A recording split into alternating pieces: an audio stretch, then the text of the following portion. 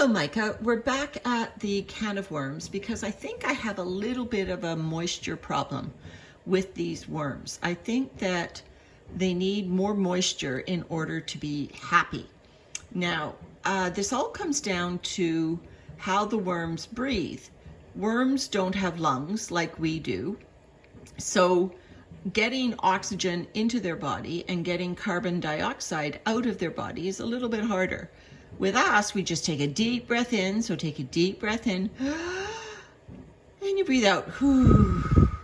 So when you breathe in lots of healthy oxygen, and when you breathe out carbon dioxide, which is produced by the cells of your body just every day. So you can tell that your lungs are lined with a really thin layer of skin. It's like a skin. It's like a very, very thin layer of cells. It's called a membrane. And you can tell that it's a moist membrane because if you take a mirror like this one in my hand and you breathe on it, so let me just breathe on it, and you can see what happens when I breathe on. Look, you can see the camera in the mirror. So I'm going to breathe on it. And you see, you get the fogginess, see the moisture on the mirror, Micah. So when you breathe on a mirror, you get that moisture buildup on it. That's because the moisture came from your lungs. And the moisture is necessary for the gas exchange, for the oxygen to go in, carbon dioxide to come out. And the worms need that too.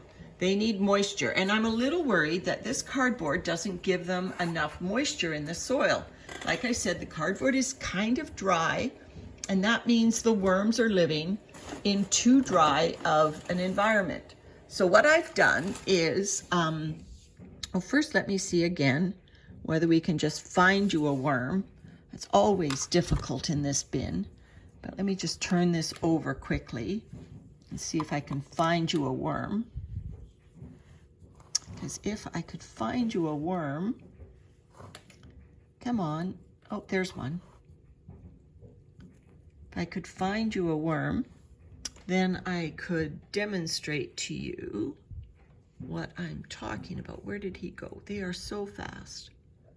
Well, they're not fast. They just can hide really well because the cardboard is kind of the same color and it's in little strips. So their little strips of body kind of looks like the cardboard little strip. So I missed him. And he's dug down now. I won't be able to find him again. Oh, here's one. Here's a big one. This is good. Okay, so here's a big worm, and he's wiggling. That's why they're called a red wiggler. But can you see that his skin is glistening? It's moist, and that moisture is necessary. Remember, the red end is the head, and the yellow end is his bum, or the anus, like they call it. And so he's wiggling around. He's looking for the soil. He wants to go back in the soil, but look at how his skin glistens. That's moisture, and he needs that to breathe. He also needs air to breathe, though. That's why I go into the bin, and I put him back, and I stir it up, and I make sure that there's nice, lots of air pockets in here. So it's kind of a bit of a balance you have to achieve. You have to have air pockets for the worms to breathe, but you also need to keep the moisture in so their skin is nice and wet, because the skin on the outside of their body is like the skin that is on the inside of our lungs, and that is what is needed for gas exchange. So what I've done is I've cut a piece of bubble wrap to be the same size of the can of worms, and that bubble wrap is going to go down, and it's going to stop evaporation from the surface of the bin.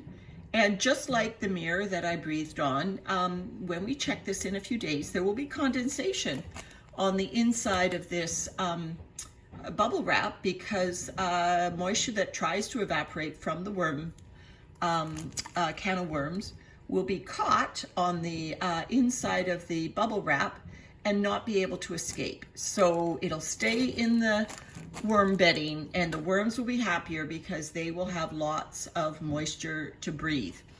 But I'm also going to put, because the plastic is see-through, I'm also going to put our piece of cardboard here because I want to make sure the worms stay nice and dark. Remember, they are happiest when they're dark. So there you go, Micah. There is another adaptation I made to the worm farm, the can of worms, to make the worms happier. And hopefully that'll bring more of them to the surface, because I think if it's nice and moist up there and they know they can breathe, more of them will come to the surface, and we'll be able to see them when we do our experiments.